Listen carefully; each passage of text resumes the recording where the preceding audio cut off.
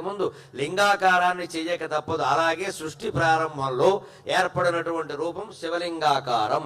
సరిగ్గా ఆ శివలింగాకారం ఏర్పడి దాని నుంచే బ్రహ్మ, విష్ణువు, మిగిలిన వాళ్ళు దేవతలు, అనేక రకాల శక్తులు, సూర్యుడు, చంద్రుడు, వాయువు, ప్రపంచానికి సృష్టికి అవసరమైనటువంటివన్నీ వచ్చాయి. అయితే ఈ విషయం తెలియక తరువాత కాలంలో పుట్టినటువంటి విష్ణువు, ఆయన నుంచి ఆయన నాభి కమలంలోంచి ఉదయించినటువంటి బ్రహ్మదేవుడు ఇద్దరూ కూడా నేను ముందంటే నేను ముందని అహంకారానికి లోనయ్యారు. శివరాత్రి కథలో ఉంటుంది ఈ విషయం. ఇవాళ మహాశివరాత్రి సందర్భంగా ఆ కథను చెప్పుకుని మనం దాంట్లో ఉండేటువంటి స్వారస్యాలను గ్రహించగలిగితే జీవితం చాలా బాగుంటుంది. నిజంగా జీవితానికి అన్వయం చేసుకుని చెప్పుకుందాం. అప్పుడు మహాశివరాత్రి యొక్క మహాఫలం మనకి దక్కుతుంది ఖచ్చితంగా.